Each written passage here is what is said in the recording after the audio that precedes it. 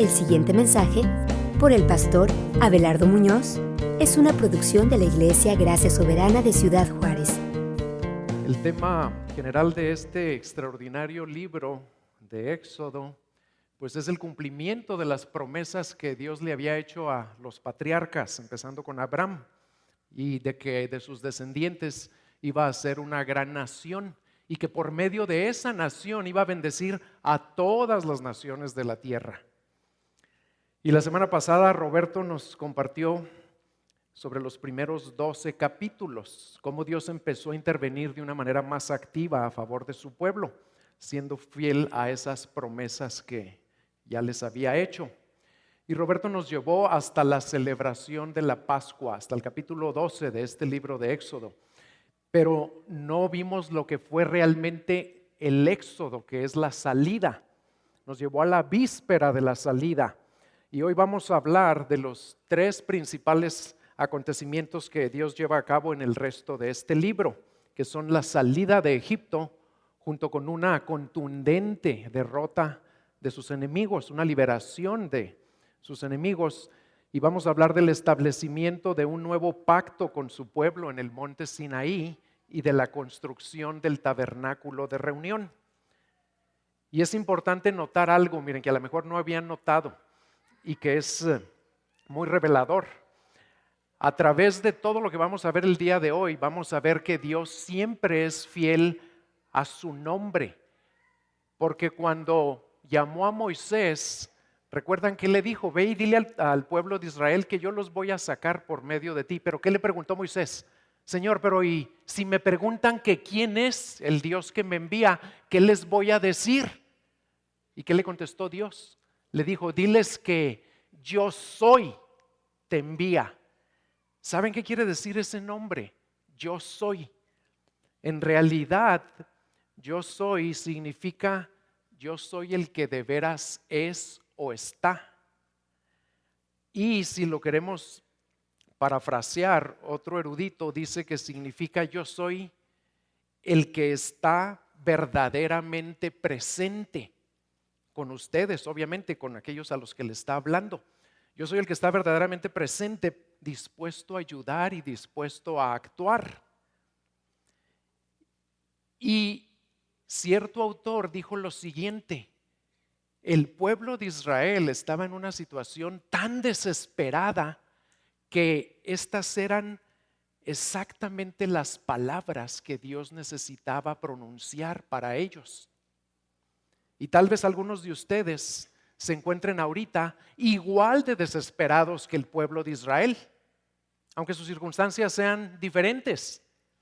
Y también ustedes necesitan oír exactamente esas palabras del yo soy.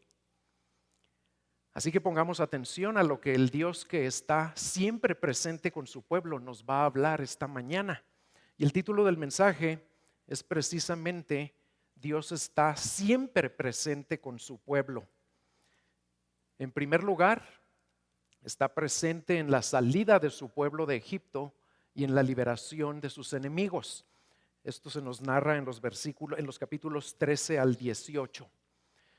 Por la trascendencia de este evento, del éxodo, de la salida del pueblo, y por sus repercusiones a lo largo de toda la Biblia, porque van a ver que se menciona a través de toda la Biblia, es obvio que este evento constituye el más grandioso suceso de la redención en el Antiguo Testamento, el más grande acto de salvación.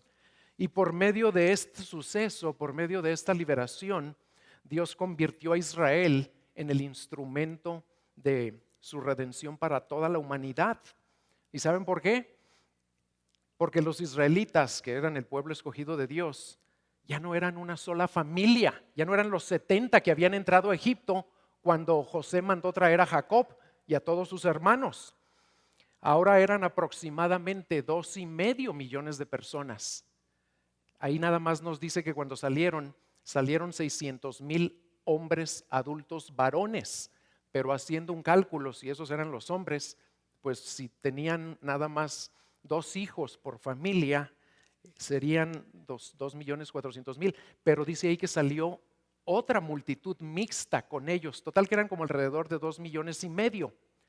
Sin embargo, pues vivían con un problemón, porque todos los 2,5 millones eran esclavos y estaban siendo oprimidos, estaban siendo abusados, explotados como mano de obra barata por los egipcios. Y no nada más eso, estaban siendo asesinados los hijos varones que nacían. Ahora, otra cosa estaba empeorando aquí la situación. Del texto podemos deducir que en medio de esa situación tan terrible, ellos ya hasta se habían olvidado de Dios, pero Dios nunca se olvidó de ellos.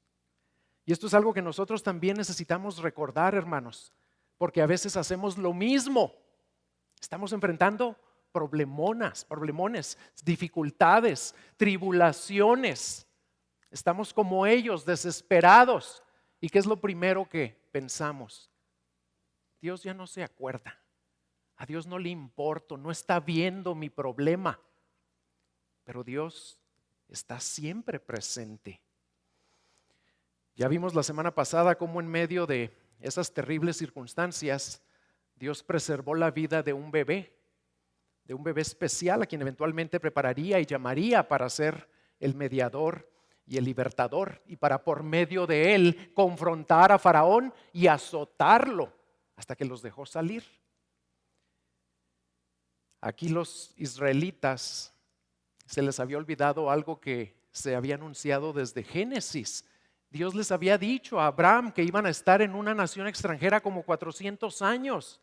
Y ellos, en lugar de emocionarse cuando Moisés viene y les dice: me encontré a Dios, se me apareció Dios. ¿Y saben para qué se me apareció? Para venir a cumplir la promesa que le hizo a nuestros padres. Ellos dudaban, ellos titubeaban.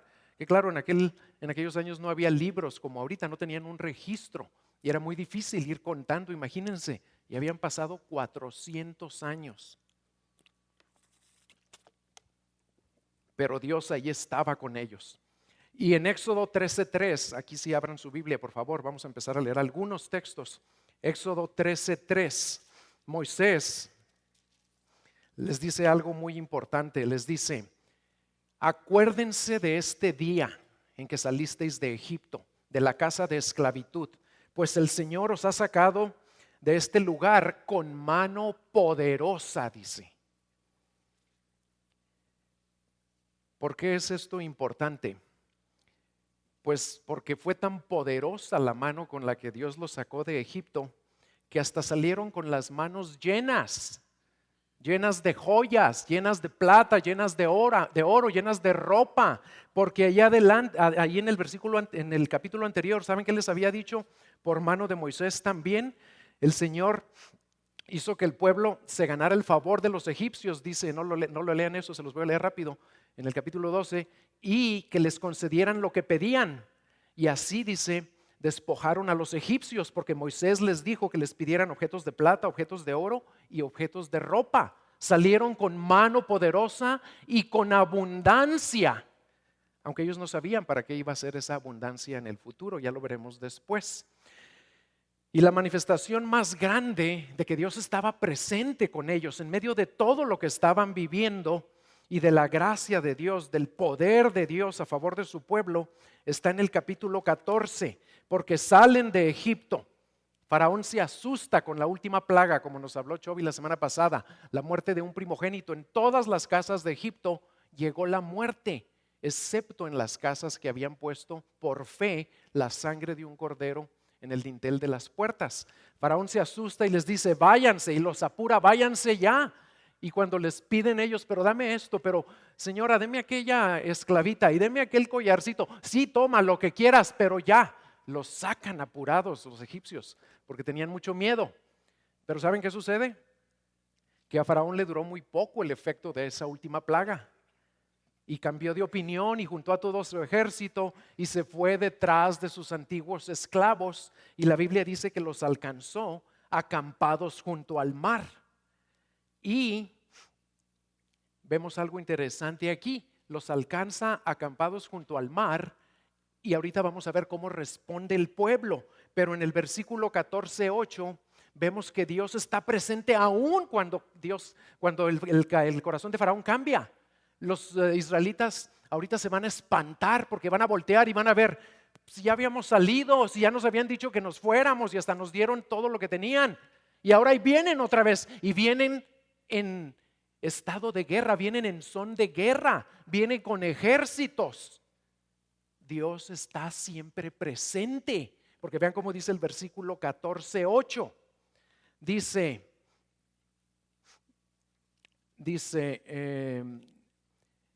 el Señor endureció el corazón de Faraón, rey de Egipto, y éste persiguió a los hijos de Israel. Pero los hijos de Israel habían salido con mano fuerte. Nada se le estaba escapando a Dios de su control. No había razón para alarmarse realmente si ellos hubieran confiado en Dios. Pero ¿cómo responden los israelitas? Llegan ante un mar y atrás viene un enemigo imposible de derrotar, a pesar de que eran 600,000 hombres que hubieran podido luchar. ¿Y qué hacen? ¿Saben cómo responden? Empiezan a quejarse, empiezan a reclamarle a Moisés y a Dios y le dicen: ¿para eso nos sacaste?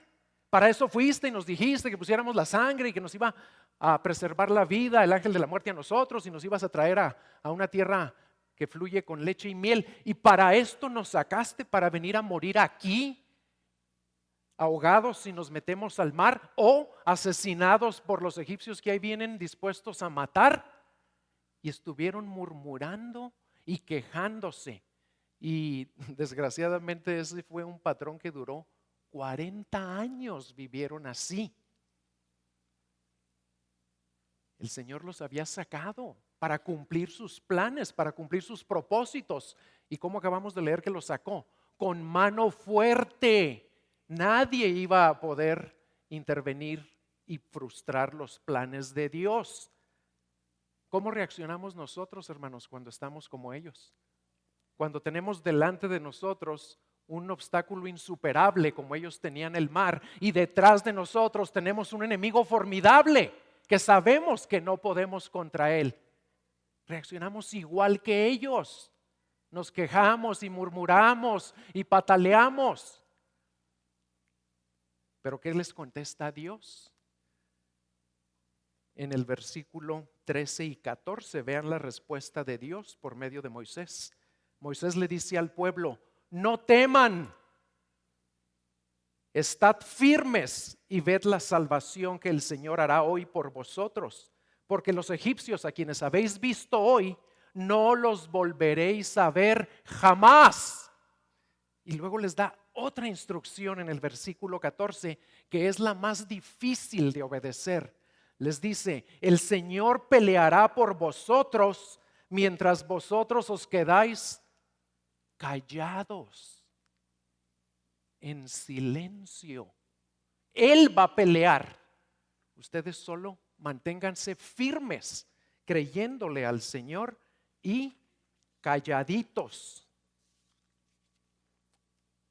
En los siguientes versículos vemos a Moisés en su papel de mediador y de intercesor, porque él le clama a Dios ahí por todo el pueblo, y Dios le contesta y le dice: dile a los hijos de Israel que se pongan en marcha, y tú levanta tu vara y extiende tu mano sobre el mar y divídelo. Y los hijos de Israel pasarán por en medio del mar sobre tierra seca. ¿Qué era lo que tenían que hacer? Simplemente lo que Dios les decía. Moisés era el primero que tenía que obedecer, y los demás hacer lo que Dios les dijera por medio de Moisés. Y aquí sucede un milagro extraordinario. ¿Por qué? Porque Dios se encarga de que venga un viento muy fuerte y que literalmente divide el mar en medio de ellos. Y ellos empiezan a caminar en tierra seca, con una columna de agua a su derecha y otra columna de agua a su izquierda. Y antes de eso viene adelante, pero ¿saben qué había hecho Dios? Porque sabía cómo eran de collones. Esa era una palabra que usábamos allá en mi pueblo: collones cobarde. Sabía cómo eran, y que si dejaba que los egipcios se acercaran mucho, a lo mejor ni se atreven a entrar al mar, se quedan paralizados. Entonces lo que Dios había hecho, como Él iba delante de ellos con una columna de nube y el ángel del Señor iba delante de ellos, dice ahí adelante, el ángel se puso atrás de ellos, en medio de ellos y de los egipcios, y la nube se puso también atrás de ellos para que no vieran a los egipcios. Y les dice Moisés, marchen, hagan solamente lo que Dios les está pidiendo, marchen. Imagínense lo que hubiera sido marchar en medio del mar. Cuando yo leo estas cosas, yo soy muy observador y muy explorador. Me encanta explorar, sobre todo la naturaleza. Y si yo hubiera estado ahí, ¿saben qué hubiera hecho? No podíamos hablar. Acuérdense que el Señor les dijo, nada más callados, marchen, obedezcan. Pero yo me hubiera acercado a las columnas de agua para ver si veía ahí los delfines y los caballitos de mar y los pulpos. ¿Y saben qué hubiera hecho con mi esposa y con mi hija? Hubiera ido y las hubiera traído. Y de repente les hubiera dicho, a ver, les hubiera tapado los ojos.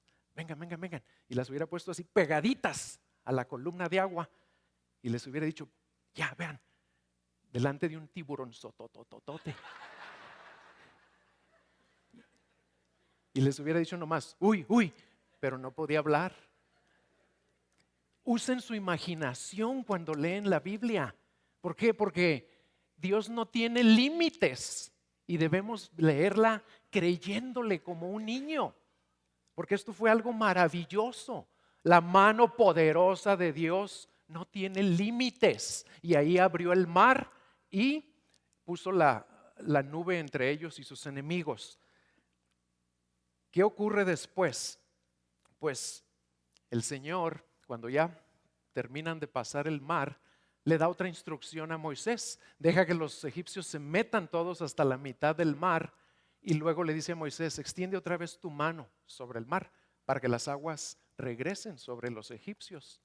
Y las aguas regresan con toda su fuerza sobre todo el ejército de Faraón. Y la Biblia dice específicamente, no quedó ni uno de ellos. No se le escapó al Señor ni uno. ¿Qué aprendemos aquí? ¿Qué aprendemos en este suceso que reafirma que Dios está siempre presente con su pueblo para salvarlo de sus enemigos? ¿Saben qué aprendemos? Al menos 3 verdades muy importantes. La primera es que la salvación que Dios nos concede siempre es por gracia. Nuestra tendencia natural al legalismo nos hace pensar que para recibir la salvación o la bendición de Dios, pues primero tenemos que portarnos bien. Primero tenemos que al menos, sabemos que no nos vamos a portar todo el tiempo bien, pero ¿saben qué pensamos? Que hay que portarnos más mal que bien, más bien que mal por algún tiempo. ¿Por qué? Porque solo así Dios nos va a conceder la salvación o la liberación. Y así hacemos méritos con Él. Pero ¿qué leemos aquí? Este suceso, este evento, esta liberación nos enseña que Dios rescató de la esclavitud y salvó de los egipcios a todo el pueblo. No nada más a los que se portaban más bien que mal, o no nada más a los que tenían mucha fe, o a los que le hacían caso a Moisés a la primera. Los salvó a todos por gracia y todavía ni siquiera les daba ley. La ley venía después. Entonces no los salvó por ser obedientes a la ley. Entre ellos había sin duda quejosos y chismosos y miedosos y perezosos y muchos osos más. Había de todo ahí. Y a todos los salvó por su gracia.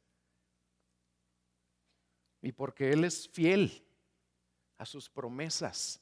La segunda cosa que aprendemos de esta salvación es que siempre se lleva a cabo, Dios la lleva a cabo por medio de la fe. Los israelitas lo único que tuvieron que hacer fue confiar en Dios, creerle a Dios y hacer lo que Dios les decía y cuando Dios les dijera que lo hicieran. No tenían que hacer nada más, confíen en Él, manténganse firmes, les dijo Moisés, y verán la salvación de Dios. Y manténganse firmes ¿en qué?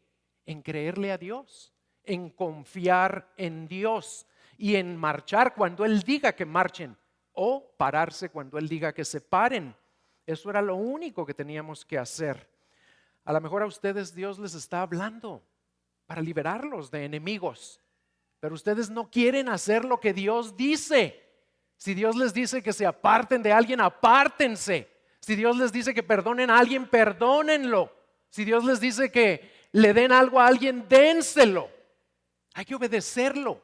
Es lo único que tenemos que hacer, ser firmes y hacer lo que Él nos dice. Porque ya aprendimos que la fe se ve en una obediencia sencilla y humilde a lo que Dios nos dice. Pero ¿cuál es uno de nuestros mayores problemas, hermanos? Que no le creemos a Dios, y sobre todo cuando nos dice que nos quedemos quietos y callados, como los israelitas. Batallamos y queremos ayudarle a Dios, queremos aconsejarle a Dios. Señor, pero ¿cómo que nada más marchemos? ¿Por qué no agarramos mejor las lanzas y las espadas y los escudos? ¿Y qué tal si nos mandan flechas los egipcios y las mandan por arriba de la nube? No, el Señor no les dijo que hicieran nada de eso. Confíen en mí, manténganse firmes confiando en mí y marchen, punto. ¿Qué te está pidiendo a ti para librarte de algún pecado, de alguna esclavitud a algo, de alguna opresión o de algún temor? ¿Qué te está pidiendo? Mantente firme confiando en Él y hazlo. Hazlo. Y en silencio.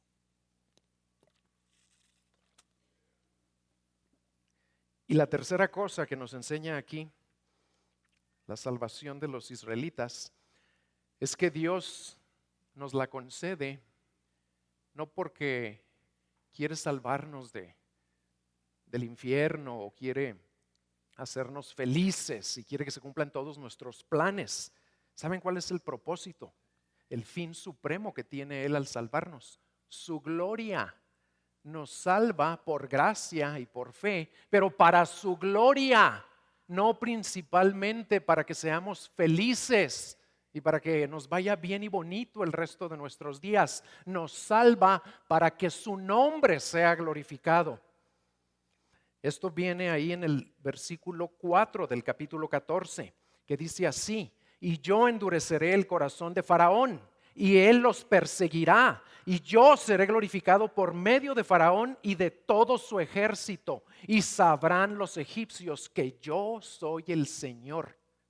Cuando el Señor te libera a ti y me libera a mí de lo que sea, también tiene como propósito que tú te des cuenta, que yo reconozca y que los demás vean que Él es el Señor.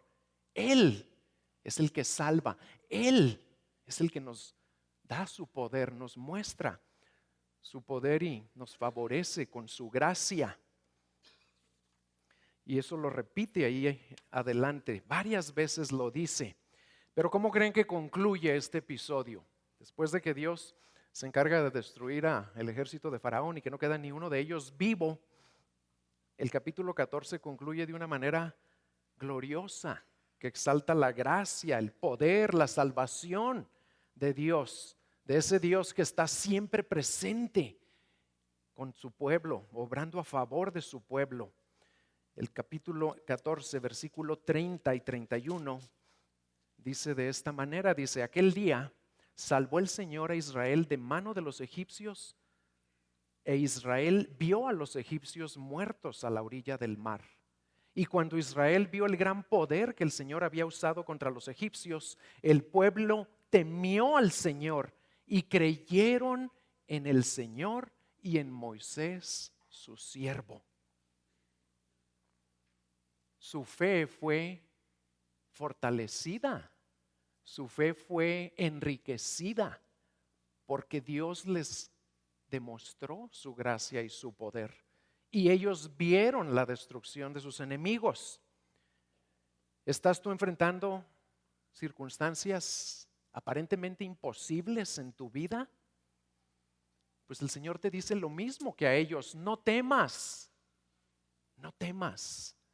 Porque así como estuvo presente con los israelitas cuando estaban entre el mar y los egipcios, así está presente ahorita contigo. estés enfrentando lo que sea.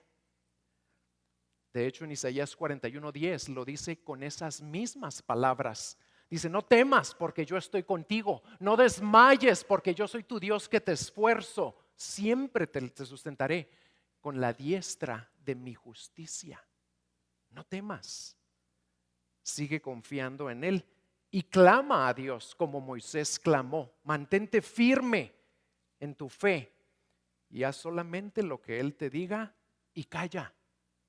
Estad quieto ante Él, guarda silencio ante Él. Y el capítulo que estés viviendo ahorita en tu vida va a concluir de la misma manera que el capítulo 14 de Éxodo. Porque Él es fiel, Él es bueno. Número 2, Él está siempre presente en la liberación de su pueblo y en la destrucción de sus enemigos. Pero número 2, también está presente en el establecimiento de un nuevo pacto con su pueblo. Esto viene en los capítulos 19 al 24. Y antes de llegar al 19, así nada más a grandes rasgos, déjenme decirles que entre el 14 y el 19, del 15 al 18, les ocurren varias cosas interesantes a los israelitas. Enfrentan varios problemas que van desde necesidad de agua. No había agua para 2,5 millones de personas. No había comida y se quejan otra vez con Dios y se quejan con Moisés. Y Dios tiene que hacer milagros otra vez en el desierto, darle instrucciones a Moisés para sacar agua de una roca.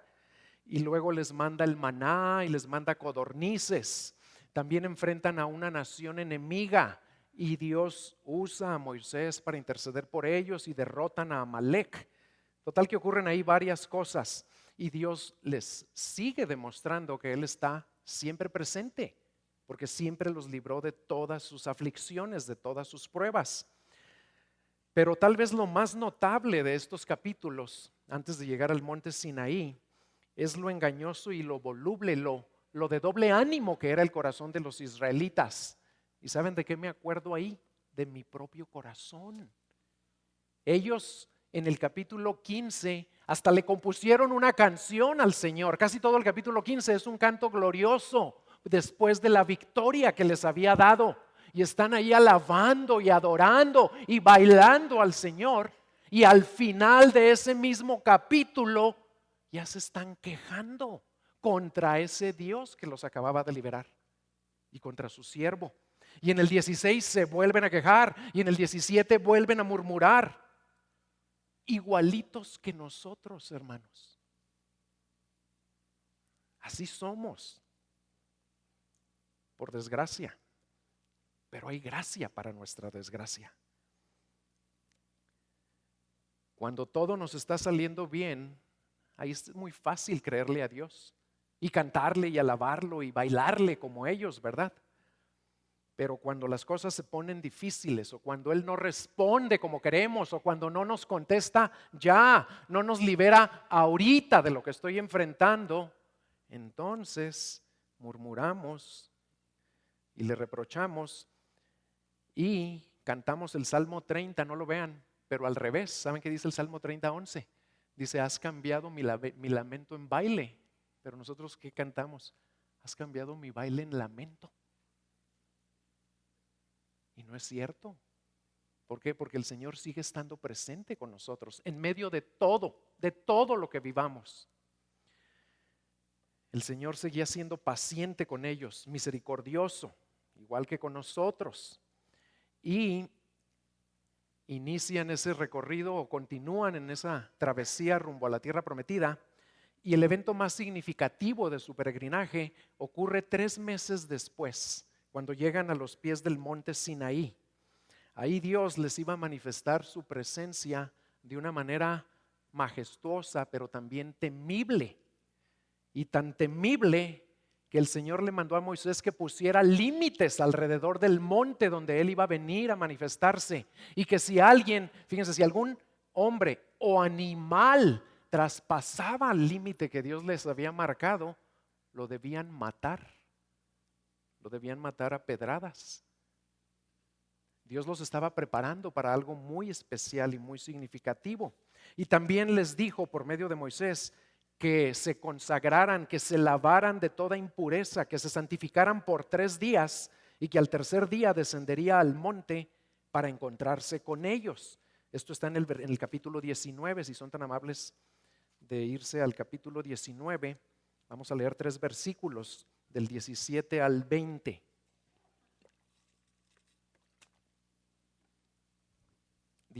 Versículo 17 al 20. Entonces Moisés sacó al pueblo del campamento para ir al encuentro de Dios, y ellos se quedaron al pie del monte, y todo el monte Sinaí humeaba, porque el Señor había descendido sobre él en fuego. El humo subía como el humo de un horno, y todo el monte se estremecía con violencia. El sonido de la trompeta aumentaba más y más. Moisés hablaba y Dios le respondía con el trueno. Y el Señor descendió al monte Sinaí, a la cumbre del monte, y llamó el Señor a Moisés a la cumbre del monte. Dios les dio una demostración impresionante de su poder, de su gloria. Pero ¿saben por qué se las dio? No se las dio para impresionarlos o para intimidarlos. Se las dio porque iba a llevar a cabo una ceremonia muy significativa con ellos. Iba a establecer un nuevo pacto con ellos, un pacto mejor que el que había establecido con Abraham, que no invalidaba el anterior, al contrario, lo mejoraba. Y ese pacto, ahorita lo vamos a ver adelante, pero aún antes de darles el pacto, fíjense las palabras que les habla en el capítulo 19, versículos 4 al 6. Les dice: y ustedes, desde el versículo 4 del capítulo 19, dice: ustedes han visto lo que he hecho a los egipcios y cómo os he tomado sobre alas de águila y os he traído a mí. Ahora pues, si en verdad escucháis mi voz y guardáis mi pacto, seréis mi especial tesoro entre todos los pueblos, porque mía es toda la tierra, y ustedes seréis para mí un reino de sacerdotes y una nación santa. Lo que Dios les promete aquí es algo tremendo, algo maravilloso, y es crucial que lo entendamos bien. Así como el pacto que había hecho con Abraham fue un pacto de gracia. Abraham no merecía que Dios hiciera ese pacto con él. Abraham no tenía méritos. Dios lo escogió porque quiso escogerlo, punto. Así también con ellos, ya los salvó a todos, ya los pasó por el Mar Rojo, los liberó de sus enemigos y va a establecer un pacto de gracia con ellos. Y ellos lo único que tenían que hacer era responderle a Dios. ¿Aceptan o no aceptan este pacto? Para llegar a ser su especial tesoro, diferentes a todos los demás pueblos, únicos. ¿Y saben cómo respondió el pueblo? Aún antes de que supieran en qué consistía el pacto. Estaban, yo creo, tan impresionados por la presencia de Dios y por todo lo que ya habían visto, que respondieron de esta manera en el versículo 8: haremos todo lo que el Señor ha dicho. Y luego dice: Moisés llevó al Señor las palabras del pueblo. Aceptaron el pacto aún antes de que Dios les dijera en qué consistía. Y qué bueno que lo hicieron así. ¿Por qué? Porque ahí demostraron fe. No siempre eran puras quejas. De vez en cuando tenían algunos destellos de fe y de lucidez. Y en el capítulo 20 vemos en qué consiste ese pacto. Y consiste fundamentalmente en los 10 mandamientos, que están del versículo 3 al 17 del capítulo 20. Pero también incluye el libro del pacto, que se menciona en el capítulo 24, versículo 7. Y ese libro del pacto son los demás capítulos que inmediatamente siguen a los 10 mandamientos, desde el 21 al 24. Como en unas 2 o 3 semanas vamos a empezar esta serie que acaba de recordarnos Carlos, la gracia de la ley, pues no voy a meterme a fondo ahorita en cuanto a la ley, en cuanto a los 10 mandamientos, porque de eso se va a tratar la serie. Nada más les quiero mencionar lo siguiente: antes de darles el pacto, antes de mencionarles siquiera el primer mandamiento, Dios les recuerda otra cosa. Véanlo en el versículo 2 del capítulo 20, porque esto nosotros, hermanos, lo perdemos de vista y nos vamos, como decía Carlos ahorita, nos vamos a querer obedecer, a querer cumplir, a querer portarnos bien. Nos dejamos llevar por la ley, pero el Señor, antes de decirles cuál es la ley, fíjense cómo les habla en el versículo 2. Yo soy el Señor tu Dios, que te saqué de la tierra de Egipto, de la casa de servidumbre. Por eso, porque Él es el Señor tu Dios, que te sacó de aquella esclavitud y que te liberó de tus peores enemigos, por eso no tendrás otros dioses delante de mí, y por eso no te harás ídolo ni semejanza alguna de lo que está arriba, y por eso no tomarás el nombre del Señor tu Dios en vano, y por eso guardarás el día de reposo y todo lo demás. Pero lo importante, lo significativo es la motivación para entrar y guardar este pacto. La ley no es ni era la base para una relación entre Dios y el hombre. ¿Saben qué era? Era una guía y sigue siendo una guía para mantener esa relación. En otras palabras, la ley no es la clave para establecer una relación con Dios, sino para continuarla y para enriquecerla. El obedecer la ley es más bien evidencia de amor y de gratitud por una relación ya establecida por gracia. Se los voy a explicar haciendo alusión a nosotros mismos, porque lo mismo se aplica a ustedes y a mí.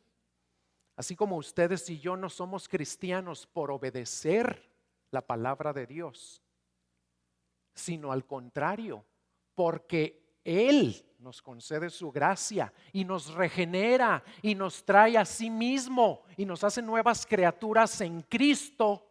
Por eso lo amamos y queremos obedecer.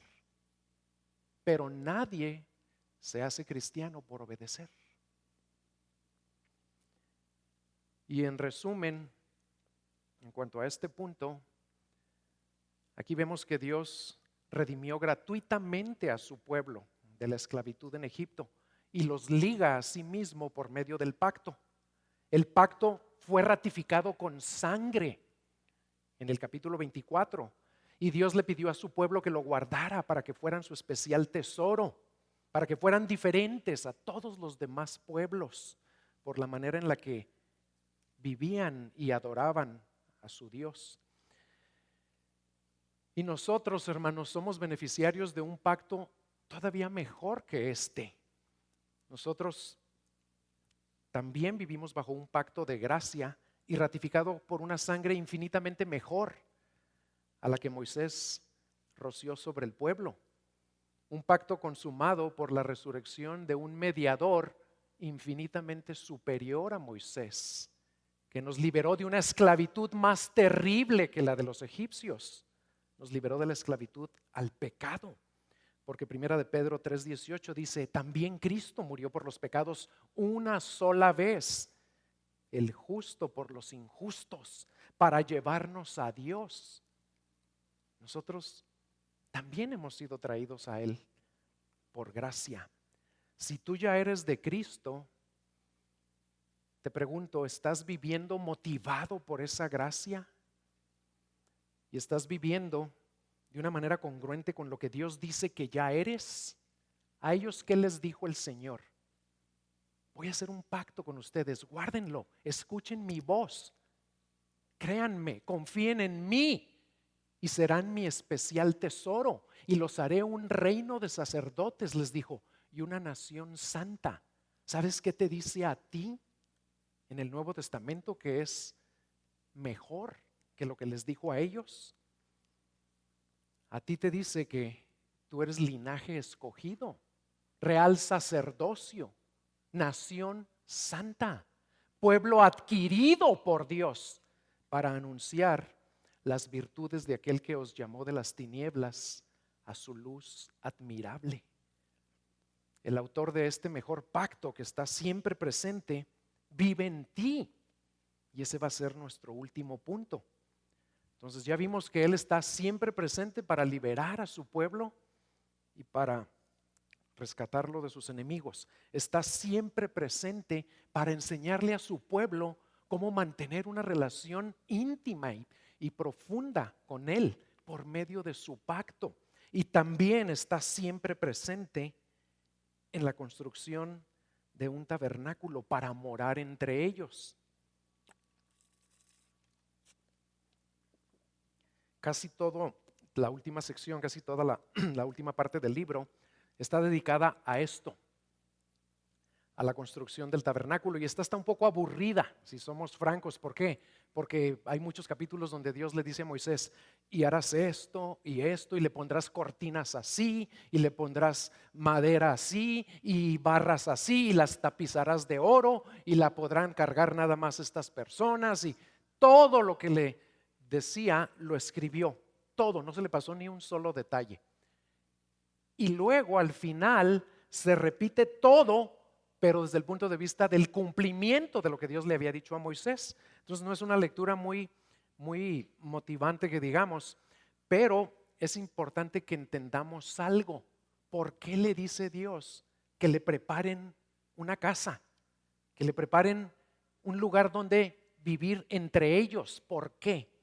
Bueno, para entender la importancia de esto, tenemos que remontarnos a la creación. Cuando el Señor creó a Adán y a Eva, ahí no había necesidad de ningún lugar especial para encontrarse con Dios. ¿Por qué? Porque Adán y Eva tenían comunión ininterrumpida con Dios, podían hablar con Él en cualquier momento y en cualquier lugar.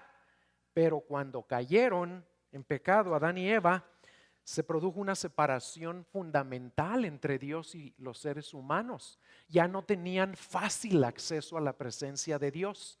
De ahí en adelante sí podían encontrarse con Dios, pero nada más donde Dios dijera, en los lugares que Él designaba. Y en los tiempos de los patriarcas, ¿saben cuáles eran esos lugares? Esos lugares eran generalmente altares que Dios les pedía que construyeran, donde podían ir a adorar. Aquí las cosas han cambiado, porque ya no están en los tiempos de los patriarcas. Ya no era una familia o unas cuantas familias las que tenían relación con Dios. Ahora él quería tener relación con toda una nación.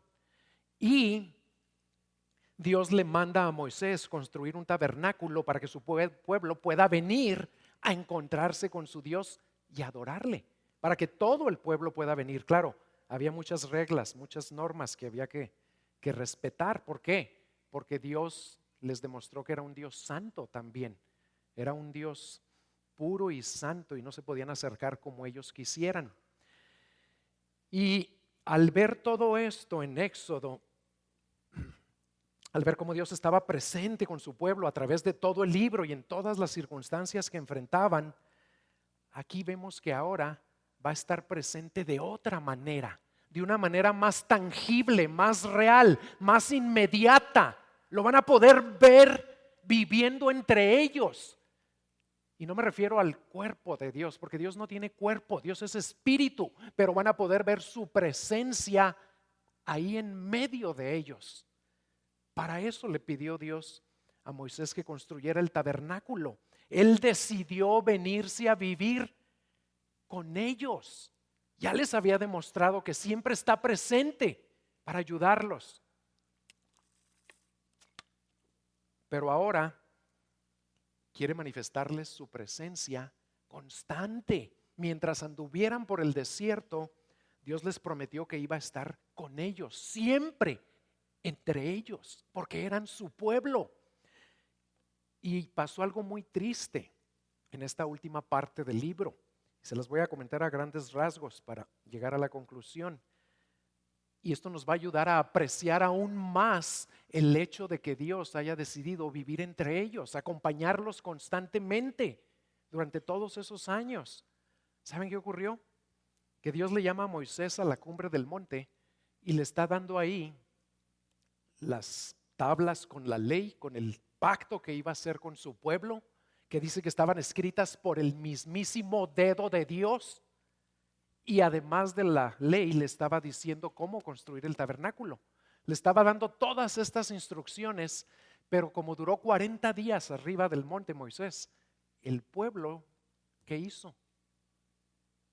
El pueblo cometió adulterio espiritual en la luna de miel con el Señor. Algo terrible. Moisés no regresa y los israelitas impacientes, necios, obstinados, ¿saben qué le dicen a Aarón, al hermano de Moisés? Pues no sabemos si Moisés va a regresar. Otra vez se olvidan de que Dios siempre está presente y que ya les demostró su presencia y su amor y su gracia y su poder. Y le dicen, haznos tú un Dios que vaya delante de nosotros. Y Aarón les dice, bueno, quítense todos los aretes que le quitaron a los egipcios, dénmelos, y con todo el oro que le dan, lo mete al fuego y sale un becerro. Así le dice a Moisés cuando Moisés viene y le reclama, ¿qué hiciste? Pues yo nomás metí el oro al fuego y mira lo que salió. Bueno, no creo que haya sido así, ¿verdad? Pero aquí lo importante es esto, hermanos, que ellos, a pesar de adulterar, abandonar, caer en una idolatría profunda, cuando Dios está dándole instrucciones a Moisés que los iban a bendecir, le está dando instrucciones de lo que iba a ser su mayor bendición, su presencia entre ellos, cada minuto de cada día, al andar por el desierto. De eso está hablando con Moisés. Y ellos se ponen a adorar a un pedazo de fierro, de oro, en forma de buey. ¿Y saben qué hace Dios? Dios le dice a Moisés, bájate, apúrate a bajar porque tu pueblo ya se corrompió. Y le dice algo tremendo a Moisés, le dice, bájate y los voy a destruir a todos. Y de ti haré una nación grande. ¿Y saben qué le dice Moisés?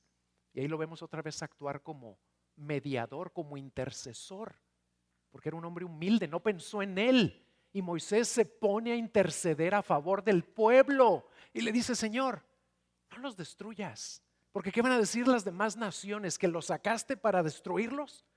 Perdónalos mejor, perdónalos y haz una obra con ellos. Y le dice, está bien, los voy a perdonar, Moisés, pero no voy a ir con ustedes. Y otra vez intercede Moisés y le dice, Señor, pero entonces ¿de qué nos sirve que nos perdones y nos dejes avanzar si tú no vas con nosotros? Te ruego que nos acompañes. Y otra vez Dios le dice, está bien, Moisés, voy a ir con ustedes. Y baja Moisés, rompe las piedras, las tablas de la ley y claro, mata a muchos de los peores cabecillas ahí porque no todos se arrepintieron. Y hubo una gran mortandad entre el pueblo. Y Moisés dice, los que estén con el Señor, vénganse para acá. Y gracias a Dios muchos responden. Y a pesar de todo eso, Dios continúa con su plan de venir a morar entre ellos, con ellos, en medio de ellos. El tabernáculo era un santuario móvil y representaba la localización de la presencia de Dios, un símbolo visible de que Él estaba con ellos y era su Dios. Pero ¿saben qué anticipaba ese tabernáculo? Anticipaba y apuntaba hacia un tiempo futuro en el cual Dios, en la persona de su Hijo, se haría verdaderamente presente entre su pueblo.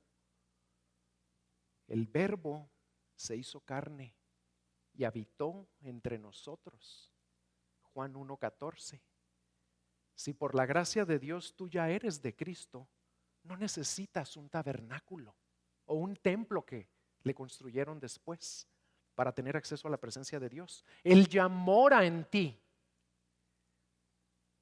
Y mora en ti y en mí a pesar de que cometemos adulterio espiritual como ellos lo cometieron. En 2 Corintios 6:16 dice, porque nosotros somos el templo del Dios vivo. Como Dios dijo, habitaré en ellos, ya no nada más entre ellos, sino en ellos. Y andaré entre ellos y seré su Dios y ellos serán mi pueblo. ¡Qué privilegio! Dios está siempre presente para ayudarnos en toda aflicción, para librarnos de todo enemigo, para enseñarnos cómo vivir en comunión ininterrumpida con Él y para darnos el poder para hacerlo, porque no podemos solos.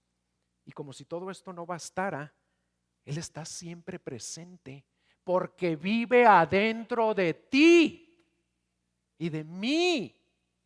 Por incomprensible que nos parezca, el Dios omnipotente, el creador del universo, hizo morada en ti y en mí por pura gracia, por la obra de su Hijo. Y por eso Pablo exclama: ¿quién nos separará del amor de Cristo? ¿Tribulación o angustia o persecución o hambre o desnudez o peligro o espada? No, dice, antes en todas esas cosas somos más que vencedores, por lo cual estoy seguro de que ni la muerte, dice, ni la vida, ni ángeles, ni principados, ni potestades, ni lo alto, ni lo profundo, ni ninguna otra cosa creada nos podrá separar del amor de Dios que es en Cristo. En Cristo, hermanos. Nada. Si le van a aplaudir, apláudanle bien. Al que vive en ustedes y en mí por pura gracia. Por pura gracia. Y termino con esto. Esta historia que nos puede parecer fascinante y lo es. Esta historia de redención que se nos narra en Éxodo, de cómo Dios levantó a un siervo como el mediador que Él iba a usar para liberar a su pueblo. Esta historia de cómo Dios los iba a convertir en su posesión y su especial tesoro por medio de un pacto de gracia. Esta historia de que iba a venir a morar entre ellos aquí en la tierra. ¿Saben qué es realmente? Es nuestra historia. Es tu historia y es mi historia. Porque nosotros también vivíamos esclavizados al pecado.